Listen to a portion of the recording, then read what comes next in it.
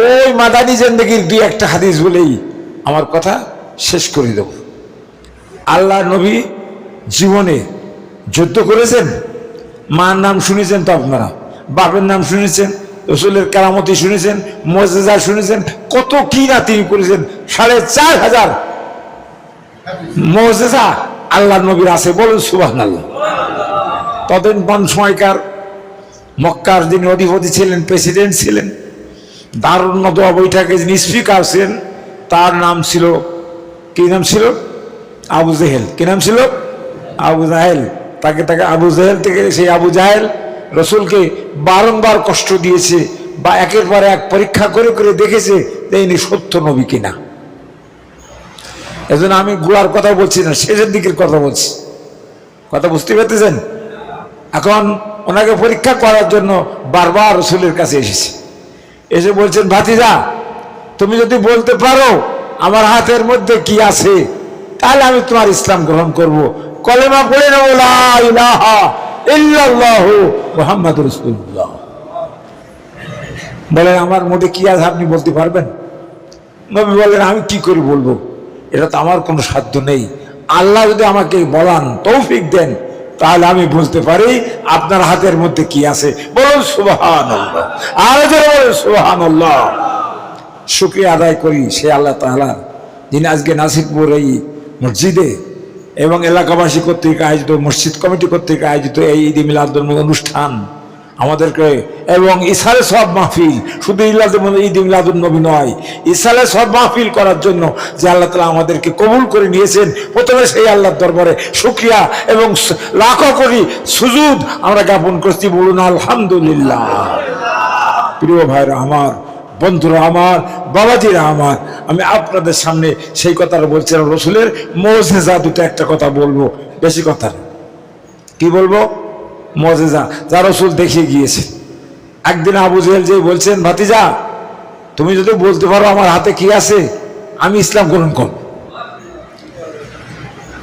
রসুল বললেন, চাচা সত্যি ইসলাম গ্রহণ করবেন?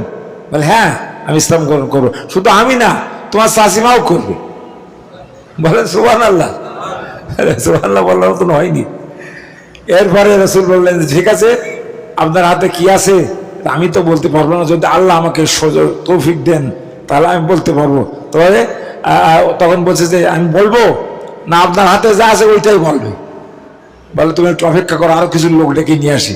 আজকে পাগল ধরা পড়ে গেছে, এতদিন তো পাগল করতাম, আজকে পাগল ধরা পড়ে গেছে। আমার হাতে কি আছে সেইটি যদি বলতে পারে, কোনো কর্মে বলতে তো পারবেই না, অর্থাৎ আরো লোক ডাকো, তারা সবাই শুনি, দেখো এই যে পাগল, আস্ত পাগল, এই পাগলের পাশে কেউ যেও না।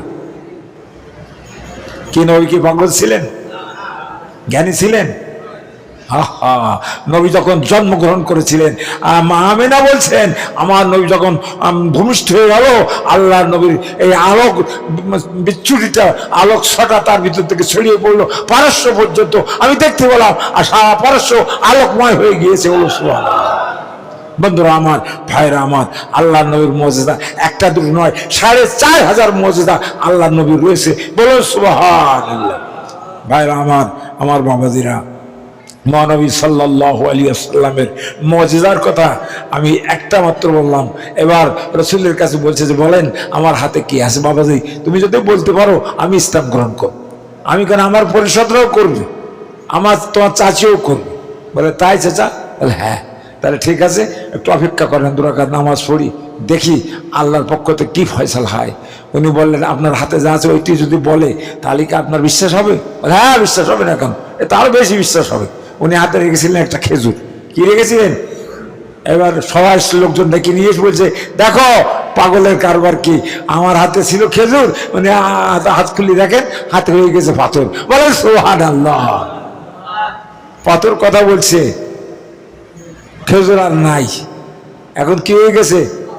পাথর হয়ে গেছে। বন্ধুরা আমার, বাবাদের আমার, আল্লাহর নবীর এরকম মুজিজা একটা দুটো নয়।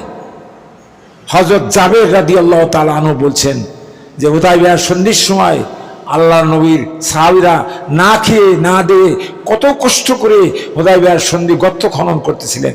হুদায়বিয়ার সন্ধির সময় পরীক্ষা যুদ্ধের জন্য গর্ত খনন করতেছিলেন। মক্কা থেকে কুরাইশরা এসে মদিনায় প্রবেশ করে মদিনাকে ধ্বংস করে দেবে, তাই শুনতে পেয়ে হযরত সালমান ফার্সি বয়স্ক সাহাবী 250 বছর বয়স যখন, সেই সময় তিনি রাসূলকে পরামর্শ দিচ্ছেন, হুজুর আমাদেরকে বাঁচতে হলে, মদিনাকে বাঁচাতে হলে মদিনার 3 পাশ তো যা রক্ষিত আছে, এই পাশটা উন্মুক্ত আছে, আপনি দয়া করে এই পাশটা একটু খুলে দেন, এই পাশটা একটু গর্ত খুলে দেন।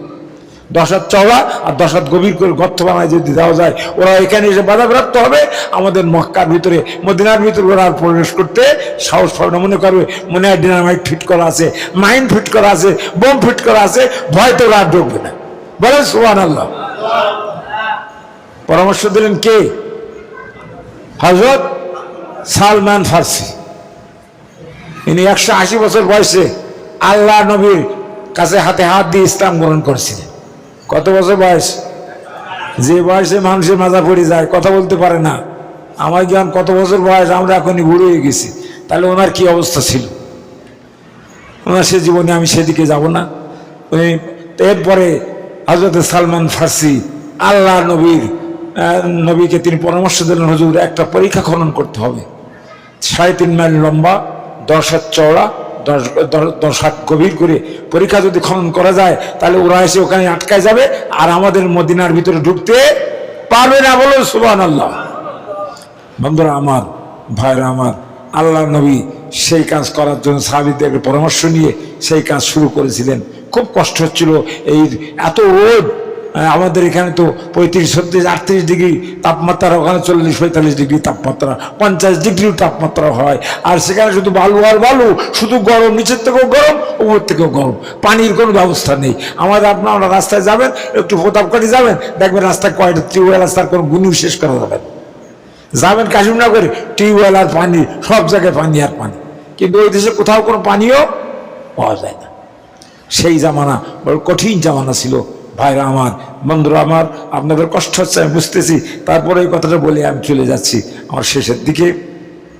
রাসূল করিম সাল্লাল্লাহু আলাইহি সাল্লাম বলছেন যে আমাকে জাবেরের মা দাওয়াত দিয়ে পাঠাইছে যে ওনারা আজ কয়েকদিন না খেয়ে আসেন, পেটে পাথর বেঁধেছেন, পেটে কাপড় এত জোরে কষে বেঁধেছেন যেন ক্ষুধা অনুভব করতে না পারে, আর এই রোদি ভুড়ে চলে শেষ হয়ে যাচ্ছে, তোমরা ওনাদেরকে একটু ডেকে আনো, আজকালকে দুপুরবেলায় আমার বাড়িতে ওনাদের দাওয়াত।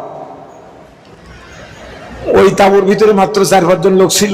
উনি বলেন মনে হয় 4-5 জন লোক আসবে।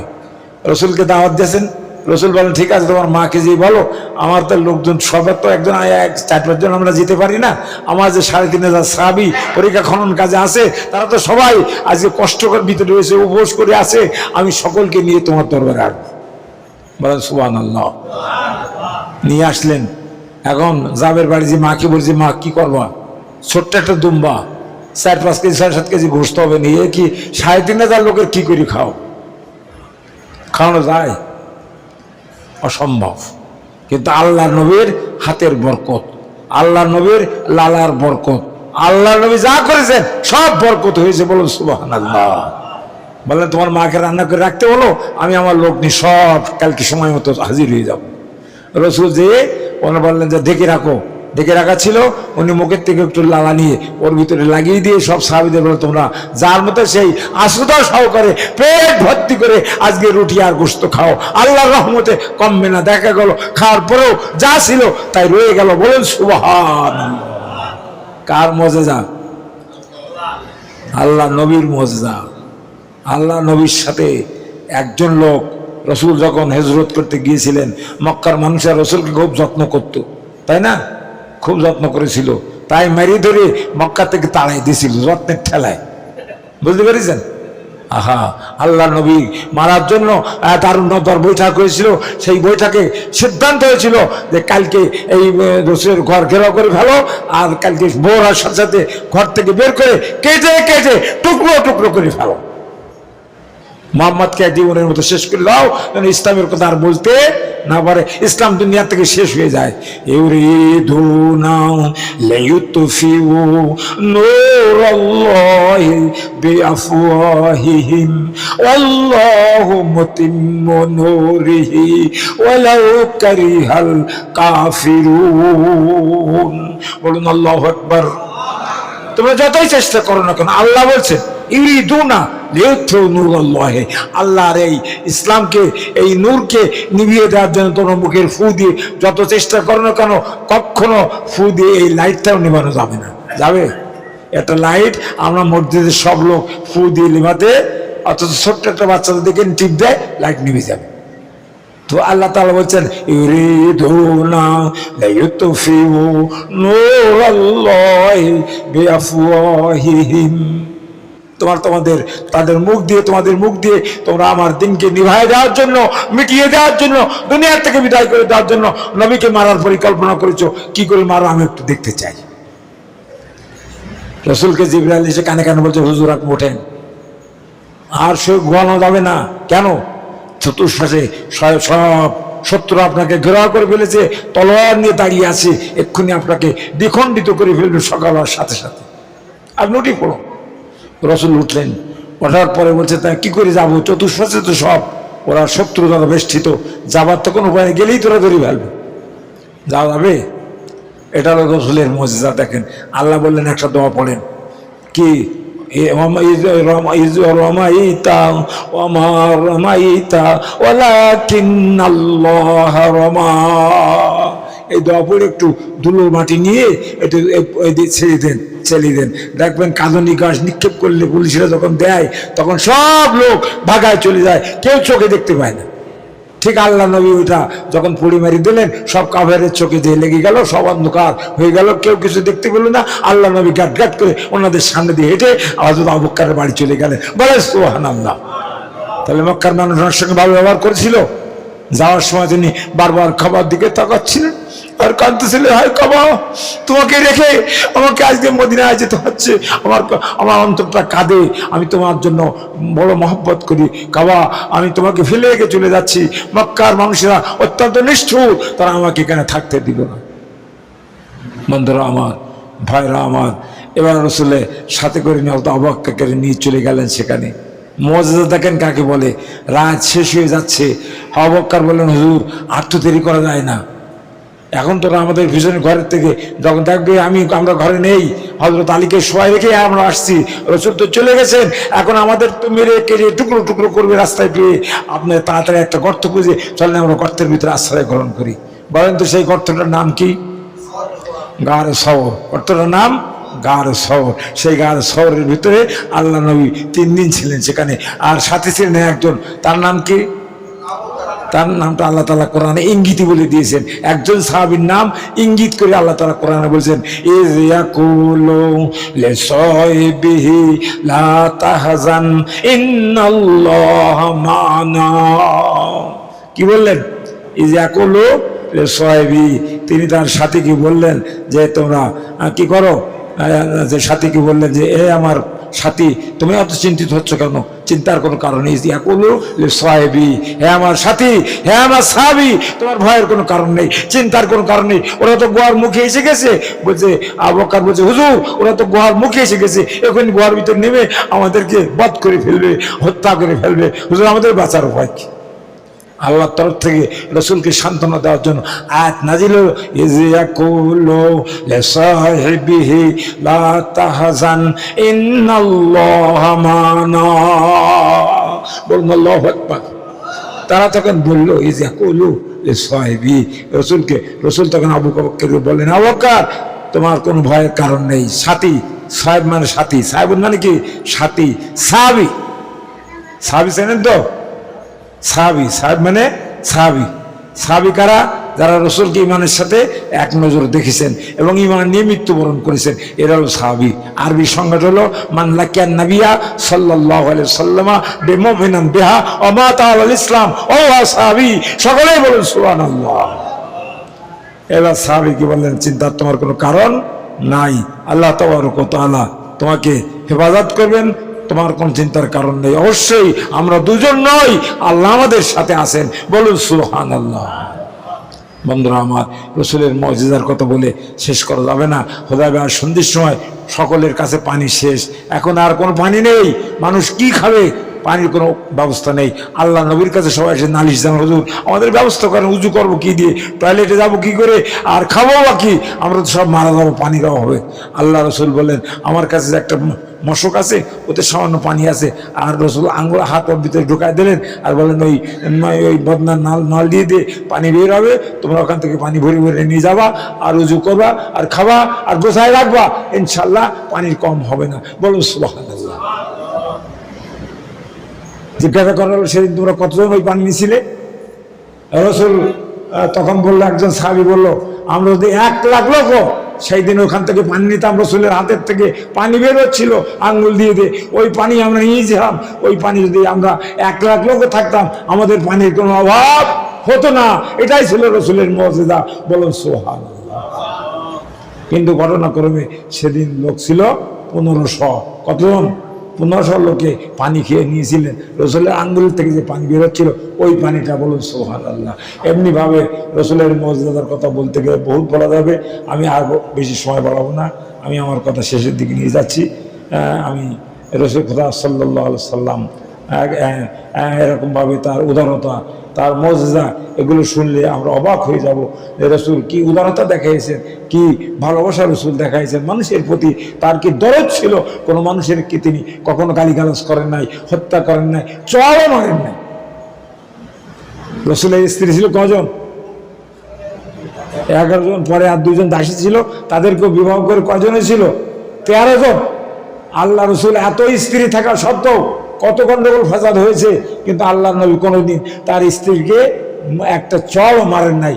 দুনিয়ার কোন কিতাবে আজ পর্যন্ত দেখাতে পারে নাই। আমাদের নাসিরপুরের মানুষ বউ মারে কেমন, কত এটা তো দেখান দিন, আর বউ মারে আছে লোক, এখানে আমার দেখাবে না, আছে বউ মারা লোক অনেক আছে। বউ মারতে মারতে রাস্তায় নিয়ে যায়, বউ মারতে মারতে দায় নিয়ে রাস্তায় নিয়ে চলে আসে, আছে এরকম লোক।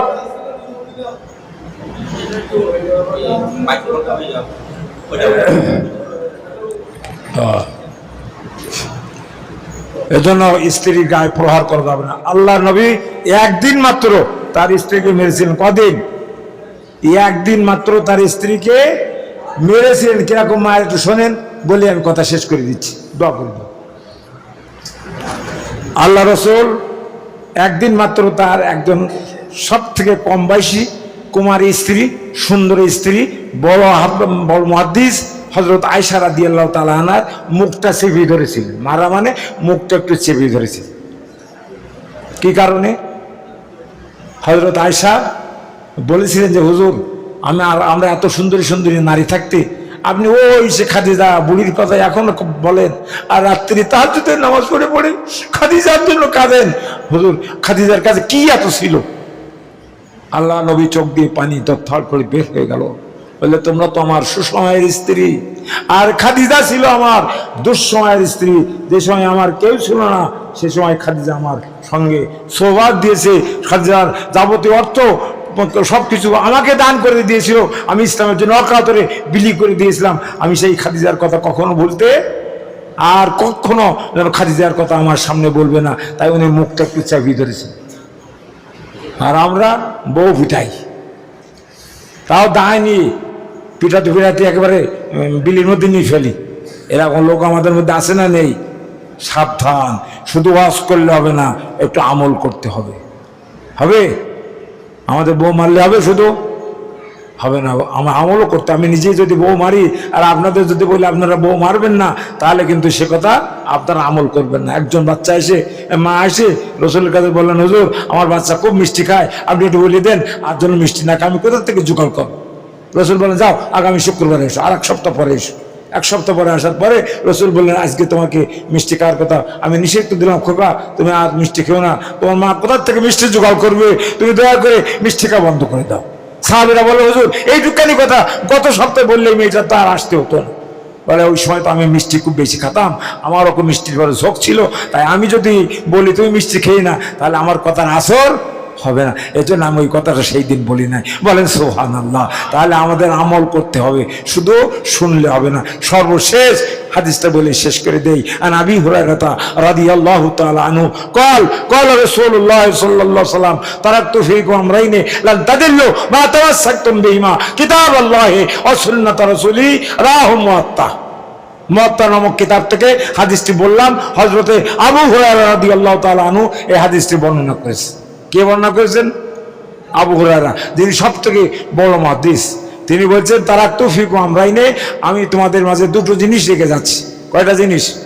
বিদায় হজের সময় রাসূল এই বাণীতে এই কথাটা বলেছিলেন। দশম হিজরি বিদায় হজের সময় আরাফাতের ময়দানে দাঁড়িয়ে এই কথাটা রাসূল বলেছিলেন, তারাক্তু ফিকুম আমরাইনে, আমি তোমাদের কাছে দুটো জিনিস আমানত রেখে গেলাম। লাউ তাদিল্লু মা তামাসসাকতুম বিহিমা, যতদিন পর্যন্ত এই দুটো জিনিস তোমরা মজবুত ভাবে ধরে রাখবে, কখনো পথভ্রষ্ট হবে না, কখনো লাইনচ্যুত হবে না, কখনো হিদায়াতের থেকে তোমরা বিচ্যুত হবে না, সঠিক হিদায়াতের পরে তোমরা টিকে থাকতে পারবে। সেই দুটো জিনিস শুনে যাবেন, বাড়ি যে একটু আমল করবেন। পারবেন তো সবাই? কি কি সেই দুটো জিনিস শুনবেন? কিতাব আল্লাহি ওয়া সুন্নাত রাসূলিহি, একটা হলো আল্লাহর কিতাব, একটা কি? আল্লাহর কিতাবের নাম কি? আল কোরআন বা কোরআনুল করিম, কোরআনুল হাকিম, কোরআনুল মাজিদ, এটা হলো আল্লাহর কোরআন। এখন আমাদের কাছে আসে না? নাই? অবিকৃত অবস্থা আছে না? বিকৃত হয়ে গেছে। কোরআনের একটা নোক্তা, একটা জের, একটা জবর আজ পর্যন্ত পরিবর্তন করতে কেউ পারে নাই, কিয়ামত পর্যন্ত পারবে না। এটা রাসূলের সব থেকে বড় মুজিজা।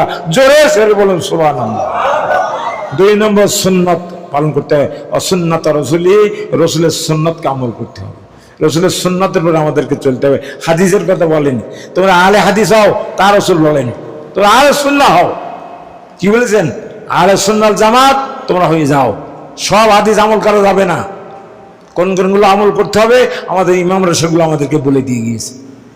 হাদিসের ভিতরে একটা হাদিস নয়, 5-7 হাদিস আছে একই কায়দার, তার ভিতরে সব হাদিস তো আমরা আমল করতে পারবো না।